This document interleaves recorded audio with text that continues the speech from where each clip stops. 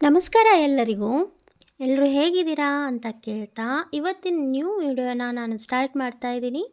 ನಾವು ಟೈಲರಿಂಗ್ ಮಾಡ್ತೀವಿ, blouse stitching ಮಾಡ್ತೀವಿ, ಆರಿ ವರ್ಕ್ ಮಾಡ್ತೀವಿ, ಕೆಲವೊಬ್ಬರು ಹೋಮ್ ಬೇಸ್ಡ್ ಬಿಸ್ನೆಸ್ ಕೂಡ ಮಾಡ್ತಿರ್ತೀವಿ, ಕೆಲವರು ಆನ್ಲೈನ್ ಕ್ಲಾಸಸ್ ಕೂಡ ಮಾಡ್ತಿರ್ತೀವಿ. ಆದರೆ ಒಂದು ವಿಷಯನ ನಾವು ಯೋಚನೆ ಮಾಡಿದ್ದೀವ, ನಮ್ಮ ಕೈಯಲ್ಲಿರುವ ಸಿವಿಂಗ್ ಮಷಿನ್ ಕೂಡ ನಮ್ಮ ಇನ್ಕಮ್ಗೆ ಒಂದು ಮುಖ್ಯವಾದ ಸಾಧನ ಆಗುತ್ತೆ. ನಾವು ಪ್ರತಿದಿನ ಮಷಿನ್ ಮುಂದೆ ಕುಳಿತುಕೊಂಡು ಕೆಲಸ ಮಾಡ್ತೀವಿ, ಅದರಿಂದಲೇ ನಮ್ಮ ಮನೆಗೆ ಇನ್ಕಮ್ ಬರುತ್ತೆ.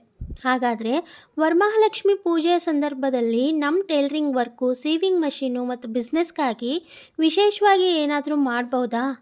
ಹೌದು. ಸೊ ಇವತ್ತಿನ ವಿಡಿಯೋದಲ್ಲಿ ನಾನು ಟೈಲರಿಂಗ್ ಮಾಡೋರು, ಲೇಡೀಸು ಅಥವಾ ಜೆಂಟ್ಸು ಯಾರೇ ಮಾಡಲಿ, ವರಮಹಾಲಕ್ಷ್ಮಿ ಪೂಜೆ ದಿನ ಏನು ಮಾಡಬೇಕು, ಸಿವಿಂಗ್ ಮಷಿನ್ಗೆ ಹೇಗೆ ಪೂಜೆ ಮಾಡಬೇಕು, ಬಿಸ್ನೆಸ್ ಗ್ರೋತ್ಗಾಗಿ ಯಾವ ರೀತಿ ಸಂಕಲ್ಪ ಮಾಡಬೇಕು ಮತ್ತು ನಮ್ಮ ಕೈಯಲ್ಲಿ ಲಕ್ಷ್ಮೀ ಕಟಾಕ್ಷ ಅಂದರೆ ಪ್ರಾಸ್ಪೆರಿಟಿ ಬರಲು ನಾವು ಯಾವ ಥರ ಹ್ಯಾಬಿಟ್ಸನ್ನು ಬೆಳೆಸ್ಕೋಬೇಕು ಅನ್ನೋದನ್ನು ಹೇಳ್ತಾ ಹೋಗ್ತೀನಿ. ಮೊದಲಿಗೆ ವರಮಹಾಲಕ್ಷ್ಮಿ ಪೂಜೆ ಇಂಪಾರ್ಟೆನ್ಸ್ ಬಗ್ಗೆ ಸ್ವಲ್ಪ ತಿಳಿದುಕೊಳ್ಳೋಣ. ವರಮಹಾಲಕ್ಷ್ಮಿ ದೇವಿಯನ್ನು ಸಾಮಾನ್ಯವಾಗಿ ಸಂಪತ್ತು, ಸಮೃದ್ಧಿ, ಸೌಭಾಗ್ಯ ಮತ್ತು ಶುಭದ ಸಂಕೇತವಾಗಿ ಪೂಜಿಸುತ್ತದೆ. ಆದರೆ ಇಲ್ಲಿ ಒಂದು ಮುಖ್ಯವಾದ ವಿಷಯ ಏನಂದರೆ, ನಾವು ಪೂಜೆ ಮಾಡಿದ ತಕ್ಷಣ ಹಣದ ಮಳೆ ಸುರಿಯೋದಲ್ಲ. ಪೂಜೆ ನಮ್ಮ ನಂಬಿಕೆ ಮತ್ತು ಪಾಸಿಟಿವ್ ಮೈಂಡ್ಸೆಟ್ಗೆ ಒಂದು ಭಾಗ. ಅದ್ರ ಜೊತೆಗೆ ನಮ್ಮ ಎಫರ್ಟ್ ಕೂಡ ಇರಬೇಕು. ನಾವು ಟೈಲರಿಂಗ್ನಲ್ಲಿ ಹಾರ್ಡ್ ವರ್ಕ್ ಕೂಡ ಮಾಡಬೇಕು. ಕಸ್ಟಮರ್ಗೆ ನೀಟ್ ಫಿನಿಶಿಂಗ್ ಕೊಡಬೇಕು, ಟೈಮ್ಗೆ ಆರ್ಡರ್ಸ್ ಕಂಪ್ಲೀಟ್ ಮಾಡಬೇಕು, ಹೊಸ ಡಿಸೈನ್ಸ್ ಕಲಿಬೇಕು, ಸೋಷಿಯಲ್ ಮೀಡಿಯಾನಲ್ಲಿ ನಮ್ಮ ವರ್ಕ್ ತೋರಿಸ್ಬೇಕು. ಅಂದಾಗ ನಮ್ಮ ಬಿಸ್ನೆಸ್ ಗ್ರೋ ಆಗುತ್ತೆ. ಅದಕ್ಕಾಗಿ ನಾನು ಯಾವಾಗಲೂ ಹೇಳೋದು, ದೇವರ ಮೇಲೆ ನಂಬಿಕೆ ಇರಲಿ, ನಮ್ಮ ಕೆಲಸದ ಮೇಲೆ ನಿಷ್ಠೆ ಇರಲಿ ಅಂತ. ಹಾಗೆಯೇ ಟೈಲರಿಂಗ್ ಲೇಡೀಸ್ಗೆ ಯಾಕೆ ಈ ಹಬ್ಬ ಇಷ್ಟು ಸ್ಪೆಷಲು? ನಮ್ಮಲ್ಲಿ ಕೆಲವರು ಮನೆಯಲ್ಲೇ ಟೈಲರಿಂಗ್ ಮಾಡ್ತಾರೆ. ಬೆಳಿಗ್ಗೆ ಮನೆ ಕೆಲಸ, ಮಕ್ಕಳನ್ನು ನೋಡ್ಕೊಳ್ಳೋದು, ಅಡುಗೆ ಮಾಡಬೇಕು, ಆಮೇಲೆ ಹೊಲಿಯೋದು. ಕೆಲವೊಮ್ಮೆ ರಾತ್ರಿ ಕೂಡ ಬ್ಲೌಸ್ ಸ್ಟಿಚಿಂಗ್ ಮಾಡ್ತಾರೆ. ಒಂದು ಬ್ಲೌಸ್ ಕಂಪ್ಲೀಟ್ ಮಾಡೋಕ್ಕೆ ಎಷ್ಟು ಪೇಷನ್ಸ್ ಬೇಕು ಅನ್ನೋದು ಟೈಲರಿಂಗ್ ಮಾಡೋರಿಗೆ ಮಾತ್ರ ಗೊತ್ತು. ಒಂದು ತಪ್ಪು ಮೆಸರ್ಮೆಂಟ್ ಆದರೂ ಪ್ರಾಬ್ಲಮ್ಮು, ಒಂದು ಸ್ಟಿಚ್ ತಪ್ಪಾದರೂ ಮತ್ತೆ ಓಪನ್ ಮಾಡಬೇಕು. ಒಂದು ಬ್ಲೌಸ್ಗೆ 3-4 ದಿನ, ಬ್ರೈಡಲ್ ಬ್ಲೌಸ್ಗೆ ಇನ್ನೂ ಹೆಚ್ಚು ಸಮಯ ಹೋಗ್ಬೋದು. ಆದರೂ ನಾವು ಮಾಡ್ತೀವಿ. ಯಾಕೆ? ನಮ್ಮ ಸ್ಕಿಲ್ ಮೇಲೆ ನಂಬಿಕೆ ಇದೆ. ಅದೇ ನಮ್ಮ ಸ್ಟ್ರೆಂತು. ಹಾಗಾಗಿ ವರಮಹಾಲಕ್ಷ್ಮಿ ಪೂಜೆ ದಿನ ನಮ್ಮ ಕೆಲಸವನ್ನು ಗೌರವಿಸೋದು ಒಂದು ಒಳ್ಳೆಯ ಹ್ಯಾಬಿಟ್ಟು. ಪೂಜೆಯ ಮುಂಚೆ ನಮ್ಮ ಟೈಲರಿಂಗ್ ಪ್ಲೇಸ್ನ ಕ್ಲೀನ್ ಮಾಡ್ಕೋಬೇಕು. ಮಷಿನ್ ಮೇಲೆ ಡಸ್ಟ್ ಇದ್ದರೆ ಕ್ಲೀನ್ ಮಾಡ್ಕೊಳ್ಳಿ. ಟೇಬಲ್ ಕ್ಲೀನ್ ಮಾಡಿ, ಥ್ರೆಡ್ಸ್ ಎಲ್ಲೆಲ್ಲೋ ಬಿದ್ದಿದ್ರೆ ಅರೇಂಜ್ ಮಾಡಿ, ನೀಡಲ್ಸ್ ಸೇಫಾಗಿ ಇಡಿ, ಸೀಸರ್ಸ್ ಕ್ಲೀನ್ ಮಾಡಿ, ಮೆಜರಿಂಗ್ ಟೇಪು, ಚಾಕು, ರೂಲರ್ಸು ಎಲ್ಲವನ್ನೂ ಪ್ರಾಪರ್ ಪ್ಲೇಸ್ನಲ್ಲಿಡಿ. ನಿಮ್ಮ ಬಳಿ ದೊಡ್ಡ ಟೈಲರಿಂಗ್ ರೂಮ್ ಇರಬೇಕೆಂದೇನಿಲ್ಲ, ಒಂದು ಸ್ಮಾಲ್ ಕಾರ್ನರ್ ಇದ್ದರೂ ಸಾಕು. ಅದು ಕ್ಲೀನ್ ಆಗಿರಬೇಕು. ಯಾಕಂದರೆ ಕ್ಲೀನ್ ವರ್ಕ್ ಸ್ಪೇಸ್ ನಮ್ಮ ಮೈಂಡ್ಗೂ ಪೀಸ್ ಕೊಡುತ್ತೆ. ನಾವು ಮಷೀನ್ ಮುಂದೆ ಕುಳಿತಾಗ ಅಯ್ಯೋ ಎಷ್ಟು ಮೆಸ್ ಇದೆ ಅನ್ನೋ ಫೀಲಿಂಗ್ ಬರಬಾರ್ದು. ಬದಲಾಗಿ ನನ್ನ ಕೆಲಸದ ಜಾಗ ಇದು, ನಾನು ಇಲ್ಲಿ ನನ್ನ ಫ್ಯೂಚರ್ ಬಿಲ್ಡ್ ಮಾಡ್ತಿದ್ದೀನಿ ಅನ್ನೋ ಫೀಲಿಂಗ್ ಬರಬೇಕು. ನಾವು ನಮ್ಮ ಶಿವಿಂಗ್ ಮಷಿನ್ಗೆ ಪೂಜೆ ಮಾಡ್ಬೋದಾ? ಹೌದು.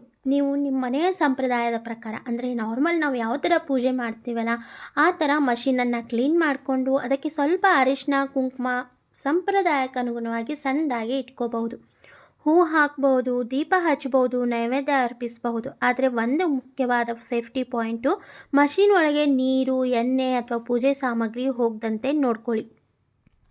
ಎಲೆಕ್ಟ್ರಿಕ್ ಶಿವಿಂಗ್ ಮಷಿನ್ ಇದ್ದರೆ ಇನ್ನೂ ಕೇರ್ಫುಲ್ ಆಗಿರಿ. ಪ್ಲಗ್ಗು, ಮೋಟರು ಮತ್ತು ಎಲೆಕ್ಟ್ರಿಕಲ್ ಪಾರ್ಟ್ಸ್ಗೆ ನೀರು ಅಥವಾ ಹೂವಿನ ನೀರು ಬೀಳಬಾರ್ದು. ಪೂಜೆ ಮುಗಿದ ನಂತರ ಮಷೀನನ್ನು ನಾರ್ಮಲ್ ಆಗಿ ಬಳಸುವಾಗ ಎಲ್ಲವೂ ಡ್ರೈ ಆಗಿಯೇ ಇದೆ ಅಂತ ಚೆಕ್ ಮಾಡ್ಕೊಳ್ಳಿ. ಪೂಜೆ ಸಮಯದಲ್ಲಿ ಏನು ಸಂಕಲ್ಪ ಮಾಡಬಹುದು? ಇದು ನನಗೆ ತುಂಬ ಇಂಪಾರ್ಟೆಂಟ್ ಪಾಯಿಂಟು.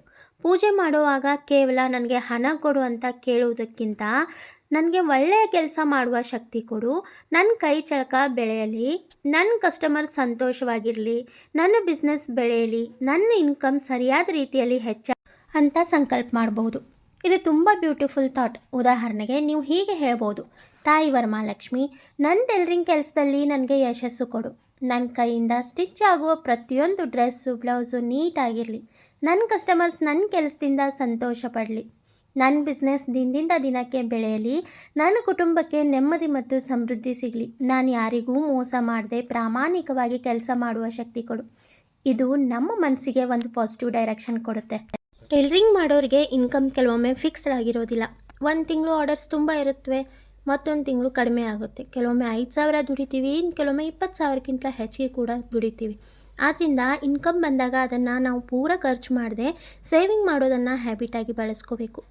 ಒಂದು 10,000 ಬಂತಂದರೆ ಅದರಲ್ಲಿ ಅಟ್ಲೀಸ್ಟ್ 1,000 ಆದರೂ ನಾವು ಸೇವ್ ಮಾಡ್ಕೊಳ್ಬೇಕು. ಇಲ್ಲಿ ನಾವು ಸೇವ್ ಎಷ್ಟು ಮಾಡಿದ್ದೀವಿ ಅನ್ನೋ ಪಾಯಿಂಟ್ಗಿಂತಲೂ ನಮಗೆ ಸೇವ್ ಮಾಡೋ ಹ್ಯಾಬಿಟ್ ಇಂಪ್ರೂವ್ ಆಗಬೇಕು, ಅದು ಇಂಪಾರ್ಟೆಂಟ್ ಆಗುತ್ತೆ. ನನಗೆ ಇನ್ಕಮ್ ಬಂದಾಗ ಮೊದಲು ನನ್ನ ಸೇವಿಂಗ್ಸ್ ಅನ್ನೋ ಮೈಂಡ್ಸೆಟ್ ಇರಬೇಕು. ಆಮೇಲೆ ಮೋಸ್ಟ್ ಏನು ಮಾಡ್ತಾರೆ ಅಂದರೆ ಚಿಕ್ಕ ಚಿಕ್ಕ ಟೂಲ್ಸ್ಗಳನ್ನು ಅಲ್ಲಿ ಇಲ್ಲಿ ಒಗೆದು ಬಿಡ್ತಾರೆ. ಸೊ ನಾವು ಯಾವಾಗಲೂ ಏನು ಮಾಡಬೇಕು, ನಮ್ಮ ಟೈಲರಿಂಗ್ ಟೂಲ್ಸನ್ನು ನಾವು ವ್ಯಾಲ್ಯೂ ಕೊಡಬೇಕು. ನಮ್ಮ ಟೂಲ್ಸ್ ಚಿಕ್ಕದಾಗಿರ್ಬೋದು, ಸೀಸರ್ಸು, ಮೆಸರಿಂಗ್ ಟೇಪು, ಚಾಕು, ನೀಡಲ್ಸು, ಥ್ರೆಡ್ಡು, ಸೀವಿಂಗ್ ಮಷಿನ್, ಆದರೆ ಇವುಗಳೇ ನಮ್ಮ ಬಿಸ್ನೆಸ್ ಟೂಲ್ಸ್ ಆಗುತ್ತೆ. ಅದಕ್ಕೆ ಅವುಗಳನ್ನು ಪ್ರಾಪರಾಗಿ ಮೇಂಟೈನ್ ಮಾಡಿಟ್ಕೋಬೇಕು. ಸೀಸರ್ಸ್ ಬ್ಲಂಟ್ ಆಗಿದ್ದರೆ ಶಾರ್ಪನ್ ಮಾಡಿಸಿ, ನೀಡಲ್ಸ್ ಸರಿಯಾಗಿ ಸ್ಟೋರ್ ಮಾಡಿ, ಥ್ರೆಡ್ಸ್ ಕಲರ್ ವೈಸ್ ಅರೇಂಜ್ ಮಾಡಿ, ಬ್ಲೌಸ್ ಮೆಸರೆನ್ಸ್ ನೋಟ್ಸನ್ನು ಮೇಂಟೈನ್ ಮಾಡಿ, ಕಸ್ಟಮರ್ ಮೆಸರ್ಮೆಂಟ್ಸನ್ನು ಸೇಫಾಗಿ ಬರ್ಕೊಳ್ಳಿ. ಇವೆಲ್ಲ ಬಿಸ್ನೆಸ್ ಡಿಸಿಪ್ಲಿನ್. ಲಕ್ಷ್ಮಿ ಅಂದರೆ ಕೇವಲ ಹಣ ಅಲ್ಲ, ಡಿಸಿಪ್ಲಿನ್ ಮತ್ತು ವ್ಯಾಲ್ಯೂ ಕೂಡ ಆಗುತ್ತೆ. ಹಾಗೆಯೇ ನೀವು ಎಷ್ಟೇ ಚೆನ್ನಾಗಿ ಪೂಜೆ ಮಾಡಿದ್ರೂ ಕಸ್ಟಮರ್ ಅನ್ಹ್ಯಾಪಿ ಆಗಿದ್ದರೆ ಬಿಸ್ನೆಸ್ ಗ್ರೋ ಆಗೋದಿಲ್ಲ. ಆದ್ದರಿಂದ ಕಸ್ಟಮರ್ ಸರ್ವಿಸ್ ತುಂಬ ಇಂಪಾರ್ಟೆಂಟ್ ಆಗುತ್ತೆ. ಕಸ್ಟಮರ್ ಬ್ಲೌಸ್ ಕೊಟ್ಟಾಗ ಮೆಸರ್ಮೆಂಟ್ ಸರಿಯಾಗಿ ತೆಗೆದುಕೊಳ್ಳಿ, ಡಿಸೈನ್ ಕ್ಲಿಯರ್ ಆಗಿ ಡಿಸ್ಕಸ್ ಮಾಡಿ, ಡೆಲಿವರಿ ಡೇಟ್ ಹೇಳಿ, ನೀವು ಕೊಟ್ಟ ಡೇಟಿಗೆ ಸಾಧ್ಯವಾದಷ್ಟು ಡೆಲಿವರಿ ಕೊಡಿ, ಫಿನಿಶಿಂಗ್ ಚೆಕ್ ಮಾಡಿ, ಲೂಸ್ ಥ್ರೆಡ್ಸ್ ರಿಮೂವ್ ಮಾಡಿ, ಹುಕ್ಸು, ಕಪ್ಸು, ಲೈನಿಂಗು ಎಲ್ಲನೂ ಚೆಕ್ ಮಾಡ್ಕೋಬೇಕು. ಬ್ಲೌಸ್ ಕಸ್ಟಮರ್ಗೆ ಕೊಡೋ ಮುಂಚೆ ಒಂದು ಫೈನಲ್ ಇನ್ಸ್ಪೆಕ್ಷನನ್ನು ಮಾಡ್ಕೊಂಡ್ಬಿಟ್ಕೋಬೇಕು. ಕಸ್ಟಮರ್ ಹ್ಯಾಪಿ ಆದರೆ ಏನಾಗುತ್ತೆ, ಅವ್ರು ಮತ್ತೆ ಬರ್ತಾರೆ, ಅವ್ರ ಫ್ರೆಂಡ್ಸ್ಗೆ ಹೇಳ್ತಾರೆ, ರಿಲೇಟಿವ್ಸ್ಗೆ ಹೇಳ್ತಾರೆ. ಅದೇ ನಮ್ಮ ವರ್ಡ್ ಆಫ್ ಮೌತ್ ಮಾರ್ಕೆಟಿಂಗ್ ಆಗುತ್ತೆ. ಪೂಜೆ ದಿನ ಒಂದು ಬಿಸ್ನೆಸ್ ಡಿಸಿಷನನ್ನು ಮಾಡ್ಕೊಳ್ಳೋಣ. ಈ ಪಾಯಿಂಟ್ ತುಂಬ ಇಂಪಾರ್ಟೆಂಟು. ಪೂಜೆ ಮಾಡಿದ ನಂತರ ಒಂದು ಪೇಪರ್ ತಗೊಳ್ಕೊಳ್ಳಿ, ಅದ್ರ ಮೇಲೆ ಮೈ ಟೈಲರಿಂಗ್ ಬಿಸ್ನೆಸ್ ಗೋಲ್ಸ್ ಅಂತ ಬರ್ಕೊಳ್ಳಿ. ಅದ್ರ ಕೆಳಗೆ ನಿಮ್ಮ ಗೋಲ್ಸನ್ನು ಬರೆಯಿರಿ. ಎಕ್ಸಾಂಪಲ್, ತಿಂಗಳಿಗೆ 10 ಬ್ಲೌಸ್ ಆರ್ಡರ್ಸ್ ಕಂಪ್ಲೀಟ್ ಮಾಡ್ತೀನಿ, 5 ನ್ಯೂ ಕಸ್ಟಮರ್ಸನ್ನು ನಾನು ರೀಚ್ ಆಗ್ತೀನಿ, ಇನ್ಸ್ಟಾಗ್ರಾಮ್ನಲ್ಲಿ ರೆಗ್ಯುಲರ್ ಪೋಸ್ಟಿಂಗ್ ಮಾಡ್ತೀನಿ, ಅಥವಾ ತಿಂಗಳಿಗೆ ಇಷ್ಟು ಅಮೌಂಟನ್ನು ನಾನು ಸೇವ್ ಮಾಡ್ತೀನಿ, ಹೊಸ ಬ್ಲೌಸ್ ಡಿಸೈನ್ ಕಲಿಯೋಕ್ಕೆ ಸ್ಟಾರ್ಟ್ ಮಾಡ್ತೀನಿ, ಆರಿ ವರ್ಕ್ ಇಂಪ್ರೂವ್ ಮಾಡ್ಕೋತೀನಿ, ಆನ್ಲೈನ್ ಬ್ಲೌಸ್ ಕೋರ್ಸನ್ನು, ಈ ಥರ ಏನಾದರೂ ನಮ್ಮದು ಗೋಲ್ಸನ್ನು ನಾವು ಸೆಟ್ ಮಾಡ್ಕೋಬೇಕು. ನಿಮ್ಗೆ ಯಾವ್ದು ಬೇಕೋ ಅದನ್ನು ಬರ್ಕೋಬೋದು. ಗೋಲ್ ಬರೆಯೋದು ಮಾತ್ರ ಸಾಕಾಗಲ್ಲ, ಪ್ರತಿ ವಾರ ಅದನ್ನು ನಾವು ಚೆಕ್ ಮಾಡ್ಕೊಳ್ಬೇಕು. ಇವತ್ತು ಟೈಲರಿಂಗ್ ಬಿಸ್ನೆಸ್ಗೆ ಇನ್ಸ್ಟಾಗ್ರಾಮ್ ಮತ್ತು ಯೂಟ್ಯೂಬ್ ತುಂಬ ಹೆಲ್ಪ್ಫುಲ್ ಆಗಿದೆ. ನೀವು ಚೆನ್ನಾಗಿ ಸ್ಟಿಚ್ ಮಾಡಿದ ಬ್ಲೌಸನ್ನು ನೀವು ಸೋಷಿಯಲ್ ಮೀಡಿಯಾದಲ್ಲಿ ಅಪ್ಲೋಡ್ ಮಾಡಿದಾಗ ಅದು ನಿಮ್ಮ ಕಸ್ಟಮರ್ ತನಕ ತಲುಪುತ್ತೆ. ಅವರು ಬೇರೆಯವರಿಗೆ ಅದನ್ನು ತೋರಿಸ್ತಾರೆ. ನಾನು ಚೆನ್ನಾಗಿ ಸ್ಟಿಚ್ ಮಾಡ್ತೀನಿ ಅನ್ನೋದು ನಿಮ್ಮ ಮನಸ್ಸಿಗೆ ಮಾತ್ರ ಗೊತ್ತಿದ್ದರೆ ಸಾಕಾಗಲ್ಲ. ಬಿಸ್ನೆಸ್ ಹೇಗೆ ಬರಬೇಕು, ನಾವು ಅದನ್ನು ತೋರಿಸಿದಾಗ ಮಾತ್ರ ಬರುತ್ತೆ. ಸೊ ಅದನ್ನು ಜನಕ್ಕೆ ತೋರಿಸಲು ಸೋಷಿಯಲ್ ಮೀಡಿಯಾದಲ್ಲಿ ಅಪ್ಲೋಡ್ ಮಾಡ್ತಾಯಿರಿ. ಇಂಪಾರ್ಟೆಂಟು, ನಮ್ಮ ಸ್ಕಿಲ್ಗೆ ನಾವು ಇಂಪಾರ್ಟೆನ್ಸನ್ನು ಕೊಟ್ಕೋಬೇಕು. ಕೆಲವರು ಟೈಲರಿಂಗ್ ಮಾಡ್ತಾ ಇರ್ತಾರೆ, ಆದರೆ ತಮ್ಮ ಪ್ರೈಸ್ ಹೇಳಲು ಹೆದರ್ತಿರ್ತಾರೆ. ಕಸ್ಟಮರ್ ಇಷ್ಟ್ಯಾಕೆ ಅಂತ ಕೇಳಿದಾಗ ತಕ್ಷಣ ಪ್ರೈಸ್ ಕಡಿಮೆ ಮಾಡ್ತಾರೆ. ಇದು ಅವಾಯ್ಡ್ ಮಾಡಿ. ನಿಮ್ಮ ಟೈಮ್ಗೆ ವ್ಯಾಲ್ಯೂ ಇದೆ, ನಿಮ್ಮ ಸ್ಕಿಲ್ಗೆ ವ್ಯಾಲ್ಯೂ ಇದೆ, ನಿಮ್ಮ ಎಕ್ಸ್ಪೀರಿಯೆನ್ಸ್ಗೆ ವ್ಯಾಲ್ಯೂ ಇದೆ. ನೀವು ಒಂದು ಬ್ಲೌಸ್ಗೆ 4 ಗಂಟೆ ಕೆಲಸ ಮಾಡಿದರೆ 4 ಗಂಟೆ ವ್ಯಾಲ್ಯೂ ಇದೆ. ಅದಕ್ಕಾಗಿ ಪ್ರೈಸ್ ಫಿಕ್ಸ್ ಮಾಡುವಾಗ ಫ್ಯಾಬ್ರಿಕ್ಕು, ಟೈಮು, ಲೇಬರು, ಡಿಸೈನು ಈ ಥರ ಎಲ್ಲ ನಾವು ಕನ್ಸಿಡರ್ ಮಾಡಿ ಅದನ್ನು ಪ್ರೈಸನ್ನು ಫಿಕ್ಸ್ ಮಾಡಬೇಕಾಗುತ್ತೆ. ಪ್ರಾಫಿಟ್ ಇಲ್ಲದ ಬಿಸ್ನೆಸ್ ಲಾಂಗ್ ಟರ್ಮ್ನಲ್ಲಿ ಸಸ್ಟೈನ್ ಆಗಲ್ಲ. ಹಾಗೆಯೇ ಹೋಮ್ ಬೇಸ್ಡ್ ಟೈಲರಿಂಗ್ ಲೇಡೀಸ್ಗೆ ಒಂದು ಮೆಸೇಜ್ ಏನಂದರೆ, ನೀವು ಮನೆಯಲ್ಲೇ ಟೈಲರಿಂಗ್ ಮಾಡ್ತಿದ್ರೆ, ನಿಮಗೆ ಸಪ್ರೇಟ್ ಶಾಪ್ ಇಲ್ಲ, ಕಸ್ಟಮರ್ ಕಡಿಮೆ ಇದ್ದರೆ, ಇನ್ಕಮ್ ಕಡಿಮೆ ಇದ್ದರೆ, ಈ ಥರ ಅಂತ ಬೇಸರ ಪಟ್ಕೊಳ್ಳೋದು ಇರಬಾರ್ದು. ಪ್ರತಿಯೊಂದು ದೊಡ್ಡ ಬಿಸ್ನೆಸ್ ಕೂಡ ಒಂದು ಸ್ಮಾಲ್ ಬಿಗಿನಿಂಗ್ನಿಂದಲೇ ಶುರು ಆಗುತ್ತೆ. ಇವತ್ತು ಒಂದು ಮಷೀನು, ನಾಳೆ 5 ಕಸ್ಟಮರು, ಅಥವಾ ಆನ್ಲೈನ್ ಕೋರ್ಸು, ಅಥವಾ ಆರಿ ವರ್ಕ್ ಕ್ಲಾಸು. ನಿಮ್ಮ ಜರ್ನಿ ನಿಮ್ಮದೇ. ನೀವು ಇದೇ ಥರ ಮುಂದೆ ಬುಟಿಕ್ ಕೂಡ ಓಪನ್ ಮಾಡ್ಕೋಬೋದು. ಇತರರ ಬಿಸ್ನೆಸ್ ನೋಡಿ ನಿಮ್ಮನ್ನು ಕಂಪೇರ್ ಮಾಡ್ಕೊಳ್ಬೇಡಿ. ನಿಮ್ಮ ಗ್ರೋತನ್ನು ನಿಮ್ಮ ಜೊತೆ ಕಂಪೇರ್ ಮಾಡ್ಕೊಳ್ಳಿ.